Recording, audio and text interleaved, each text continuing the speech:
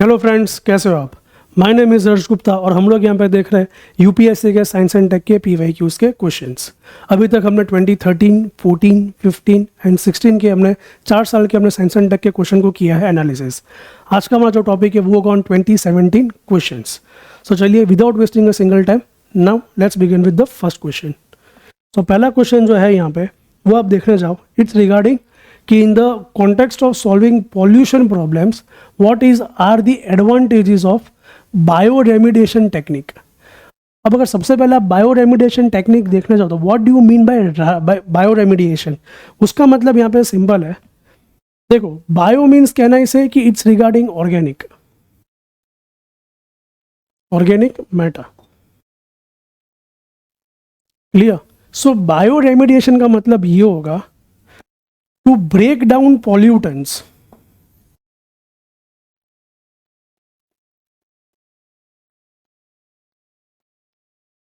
using microorganisms. Clear. So bioremediation का मतलब ये होता है कि पॉल्यूटेंट्स को ब्रेक डाउन करना यूजिंग माइक्रो ऑर्गेनिजम्स। समझ आया। सो अब देखो पहला क्या, it is a technique for cleaning up pollution enhancing the same biodegradation process that occurs in nature. Yes, तो ये स्टेटमेंट तो यहाँ पे सही है। दूसरा, any contaminant with heavy metals such as cadmium and lead can be readily and completely treated by bioremediation using microorganisms. नहीं, heavy metals cannot be treated using microorganisms. यहाँ पे आप सिर्फ वही pollutants को डिग्रेड कर सकते हो या उसको मतलब नलीफाई कर सकते हो जो मतलब डिग्रेडेबल नेचर का हो या एक ऑर्गेनिक नेचर का हो। क्लियर। तो यहाँ पे क्या आता है, ओनली ऑर्गेनिक मैटर्स, ये ऑर्गेनिक सब्सटेंसेस। तो यहाँ पे ये स्टेटमेंट हो जाएगा गलत। Genetic engineering can be use to create microorganism specifically design for bioremediation. Yes, तो ये स्टेटमेंट भी सही है कि जेनेटिक इंजीनियरिंग के थ्रू आप यहाँ पे आप एक ऐसे ऑर्गेनिज्म ही बना सकते हो जो यहाँ पे वो पॉल्यूटेंट्स को ऑटोमेटिकली यहाँ पे क्लीन कर सकता है। राइट। तो इसका आंसर क्या आता है, सी 1 and 3 ओनली। क्लियर फ्रेंड्स, तो ये है इसका आंसर। क्लियर। चलिए,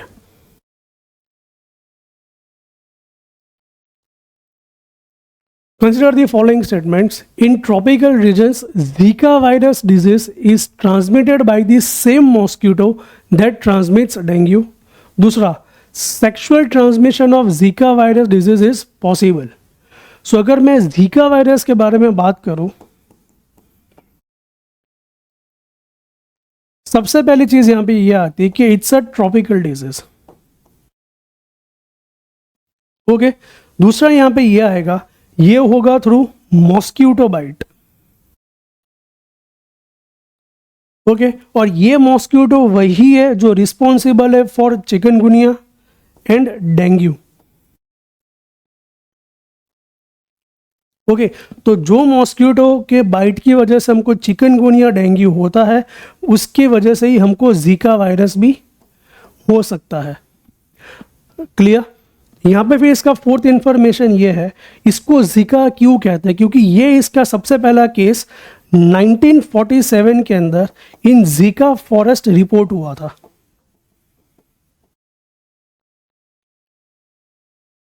और ये जीका फॉरेस्ट कहाँ पे आया, तो ये आया इन युगांडा। क्लियर। और दूसरी चीज कि इसका कोई वैक्सीन अवेलेबल नहीं है, no vaccine is available. Clear. और यस, यहाँ पे बहुत सारे केसेस ऐसे भी मिले हैं कि जीका वायरस जो है वो सेक्सुअल ट्रांसमिशन की वजह से भी वो स्प्रेड हो सकता है, not just because of mosquito. तो अगर स्टार्टिंग में उसके आपके जीका के सिम्टम्स नहीं दिख रहे, लेकिन अगर आपके अंदर जीका वायरस है एंड अगर सेक्सुअल ट्रांसमिशन होता है तो यहाँ पे आपका वो वायरस जो है वो ट्रांसफर हो सकता है। क्लियर। तो यहाँ पे दोनों ही स्टेटमेंट यहाँ पे सही है। तो इसका आंसर आता है सी 1, 2 and 3 ओनली। तो यहाँ पे आप मैंने जो भी एडिशनल डिटेल्स लिखे वो भी आप इजीली नोट डाउन कर देना। क्लियर। चलिए बढ़ते नेक्स्ट क्वेश्चन पे।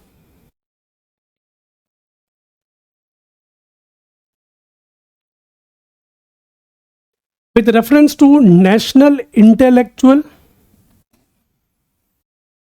property rights policy NIPR consider the following statement. It reiterates the India's commitment to Doha Development Agenda and TRIPS Agreement. देखो सिंपल सी चीज़ है कि national intellectual property rights policy, तो simple है कि इसका मेन सोल पर्पस क्या होगा कि हमारे कंट्री में जो इंटेलेक्चुअल प्रॉपर्टी है या उसके जो राइट्स है वो एक सिस्टम को क्रिएट करना और यहाँ पे उसको डेवलप करना. And what do you mean bye intellectual property?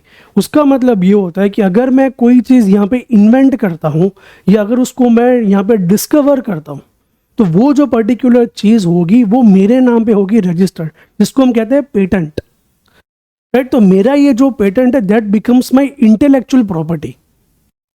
Clear? कि सपोज आपने कोई मेडिसिन बना दी है या आपने कोई एक नया कुकिंग मतलब कोई एक इंस्ट्रूमेंट डेवलप किया है या आपने कोई चीज़ डिस्कवर की हो, so that becomes my intellectual property. तो वही प्रॉपर्टी के जो राइट्स है उसके लिए हम लोग यहाँ पे क्या करते हैं, हम लोग उस सिस्टम को प्रमोट करना होता है. एंड फॉर दैट ओनली हम लोग यहाँ पे क्या लेके आते हैं, NIPR पॉलिसी. और उसका सोल पर्पस ही ये होता है कि वो इकोसिस्टम को यहाँ पे प्रमोट करना. तो ये जो NIPR पॉलिसी है वो department of industrial policy and promotion के थ्रू ही वो यहाँ पे इसका वो होगा रोल. तो यस, ये स्टेटमेंट सही है. और ये जो डिपार्टमेंट है वो आता है under the ministry of commerce and trade. Clear?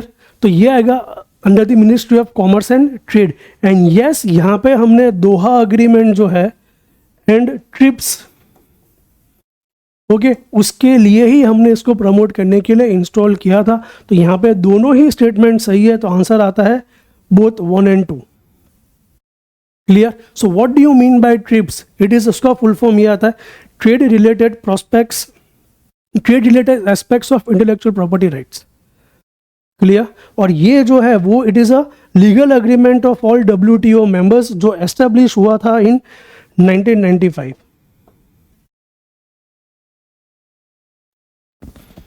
Clear?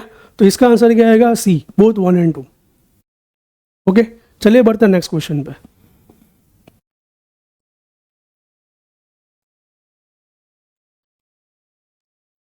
The term event horizon, singularity, string theory and standard model are sometimes in news in the context of, देखो इवेंट हॉरिजोन है, सिंगुलरिटी है, they are all parts of black holes.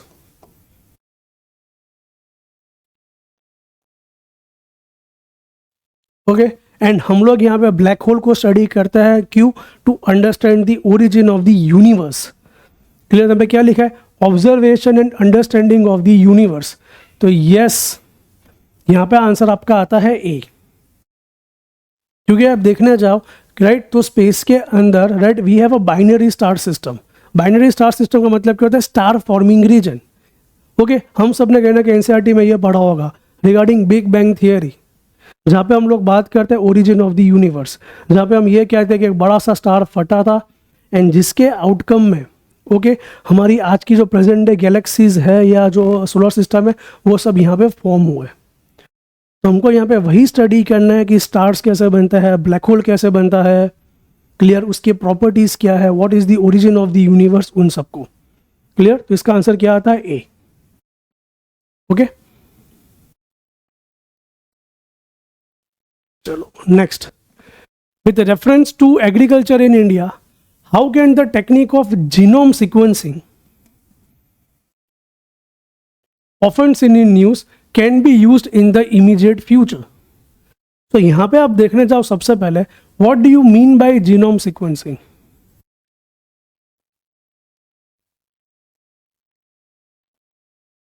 Okay, तो देखो हम लोग हमारे ये past lecture में देख चुके हैं, जहाँ पे मैं आपको राइट हमने डिस्कस किया था mRNA वाला टेक्नोलॉजी कि प्रोटीन कैसे बनता है. जीनोम सिक्वेंसिंग मतलब वही है कि हमारे बॉडी में देखो ये जो भी मतलब ये DNA होगा स्ट्रैंड कि कहाँ पे A है, कहाँ पे T है, कहाँ पे G है, कहाँ पे C है, राइट. तो ये जो सारे बेस पेयर जो है ना, हमको उसको आइडेंटिफाई करना है. क्लियर? क्योंकि राइट जीनोम के अंदर क्या जितनी भी हमारी जेनेटिक इन्फॉर्मेशन है वो सब आपको बोल सकते हो कि आपको जीनोम के अंदर मिल सकती है, राइट. और ये जो यहाँ पे कुछ स्पेसिफिक बेस पेयर होते हैं ना, वो एक चीज़ के लिए रिस्पॉन्सिबल होते हैं.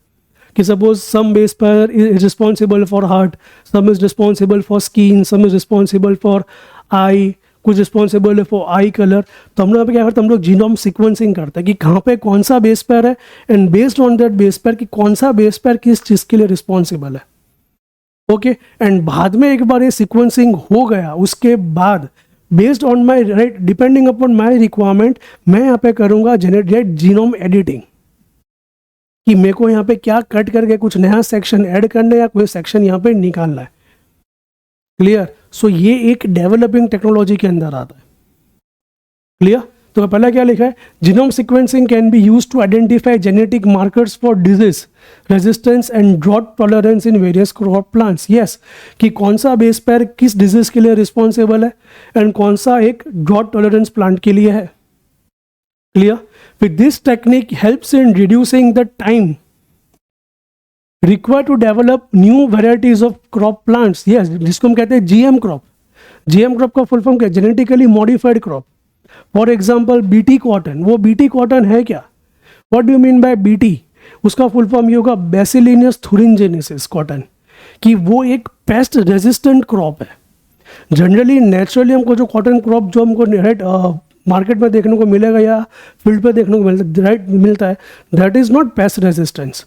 बट हमने यहाँ पे क्या किया, उसका जीनोम सीक्वेंसिंग करके हमने एक बैक्टीरिया में से वो एक जीन निकल के यहाँ पे हमने इस क्रॉप के अंदर ऐड किया, एंड बाद में हमने उसको किया फर्टिलाइजेशन। तो अभी इसका जो हमको आउटपुट मिलेगा वो क्या मिलेगा, बीटी कॉटन, जो एक पेस्ट रेजिस्टेंस है। तो यहाँ पे हमारा काम ये बहुत ज़्यादा ईजी कर देता है। Third, it can be use to decipher the host pathogens relationship in crops. Yes, इसका आंसर क्या आएगा, D 1, 2 and 3 only.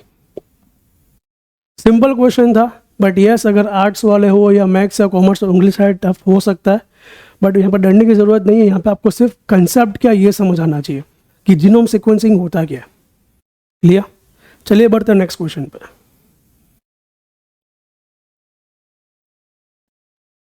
Okay, organic light emitting diodes OLEDs are used to create digital displays in many devices. What are the advantages of OLED displays over liquid crystal displays? पता हम लोग देखते हैं कि ये आपका क्वेश्चन है regarding types of display technology. हम देखते हैं कि आपका LCD है या LED आता है, क्लियर, या OLED है, अभी आपका ये QLED डिस्प्ले आ रहा है। तो ये सब डिस्प्ले टेक्नोलॉजी है क्या, तो यहाँ पर उन्होंने पूछा है रिगार्डिंग लाइट एमिटिंग या OLEDs। तो यहाँ पे सिंपल ये है कि सपोज ये आपका कैथोड है, ये आपका एनोड है, क्लियर, और उसके बीच में मैं यहाँ पे एक पतली सी लेयर यहाँ पे ऐड करूंगा मेड अप ऑफ कार्बन और ऑर्गेनिक मैटर। ओके, जिसकी वजह से आप कह सकते हो कि काफ़ी अच्छा बोल सकते हो कि कलर रिफ्लेक्शन होगा, मेरे को एक बेटर डिस्प्ले मिलेगा, ये बहुत ज़्यादा पतला डिस्प्ले हो जाएगा, राइट। तो देखने जाओ what are the benefits of OLED display. सबसे पहला ये आता है कि it is ultra thin in nature. Okay, light weight आता है। ओके, लेस पावर कंज्यूम करता है।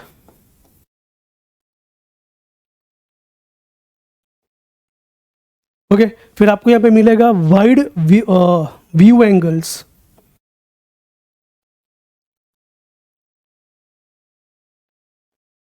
तो ये सारे कुछ फीचर्स है ऑफ दी OLED डिस्प्ले, जहाँ पे हम लोग दो कंडक्टर के बीच में, जहाँ पे एनोड और कैथोड बीच में, हम लोग यहाँ पे एक पतली सी एक ऑर्गेनिक शीट को यहाँ पे बीच में उसको ले करते हैं।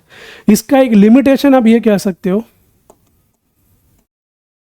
कि मेरे को इसको मॉइस्चर एंड एयर से प्रोटेक्ट करना होगा, क्योंकि अगर ये मॉइस्चर या एयर के कांटेक्ट में आएगा तो ये फिर यहाँ पे हो जाएगा मेल्ट। क्लियर? तो यहाँ पे देखो पहला क्या है, OLED display can be fabricated on flexible plastic substrates. Yes, it is flexible. दूसरा यहाँ पे ये आता है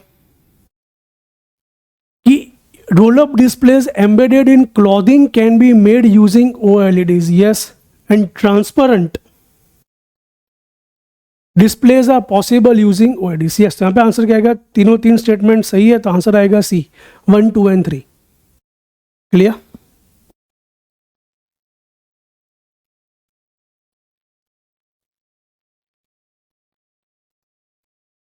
चलो, what is the application of somatic cell nuclear transfer technology?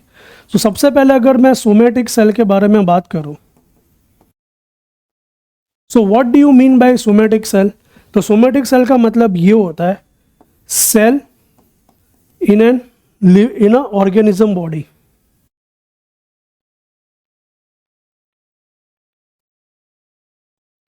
और ये जो सेल है, यहां पे याद रखना कि it exclude egg and sperm cell,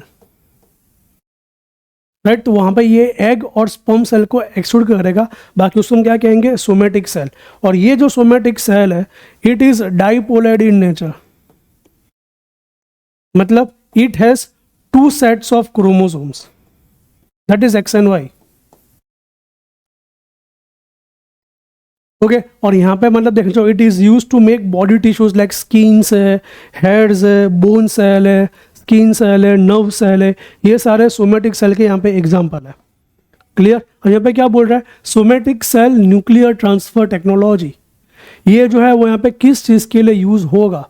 तो ये यहाँ पे यूज होता है for reproductive cloning of animals. What do you mean bye cloning? Cloning का मतलब यहाँ पे ये होगा कि कॉपी करना हूबहू, कि अगर सपोज यहाँ पे मतलब कोई अगर ऐसा कुछ पार्टिकल है तो इसका मेरे को सेम रेप्लिका बनाना है यहाँ पे, इसको हम क्या कहते हैं, क्लोनिंग। ओके, और हमने सबसे पहले क्लोनिंग जो किया था वो हमने किया था ऑफ अ शीप, जिसका नाम था डॉली। ये आप हमें एक फैक्ट ऐड कर सकते हो, और ये हुआ था इन 1996 क्लोनिंग का। क्लियर? सो दैट्स तो ये उसका है एनालिसिस। तो इसका आंसर क्या आएगा, C, reproductive cloning of animals. उसके लिए somatic cell nuclear transfer technology use होता है। ओके, और रिसेंटली हमने ऐसा किया था in buffaloes also. Okay,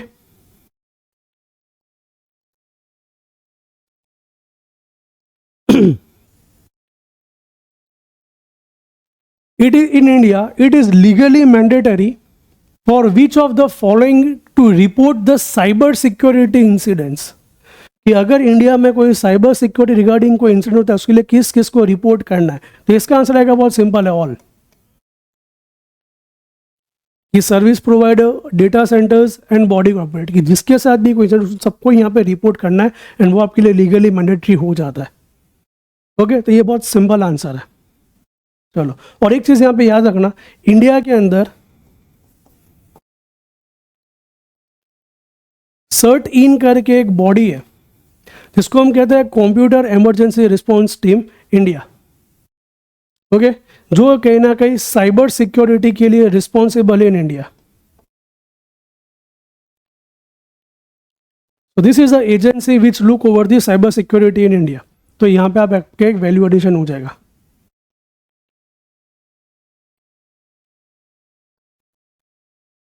Okay, next. What is the purpose of Evolved Laser Interferometer Space Antenna ELISA project? Okay, तो देखो इसका आंसर आता है, आप देखने जाओ तो B, to detect gravitational waves. अगर मैं ELISA के बारे में बात करूं, सबसे पहला ये EU का प्रोजेक्ट है, यूरोपियन यूनियन स्पेस एजेंसी का। ओके, जिसको हम कहते हैं ESA। तो ये उनका प्रोजेक्ट है, और इसका मेन पर्पस यही था कि जो भी ग्रेविटेशनल वेव्स आ रही है उसको डिटेक्ट करके उसको यहाँ पे स्टडी करना। क्लियर? तो ये वो चीज़ है। Okay, so that's it for 2017 UPSC science and tech questions. I hope आपको ये वीडियो अच्छा लगा होगा। For more videos like this, go and subscribe our channel. Thank you.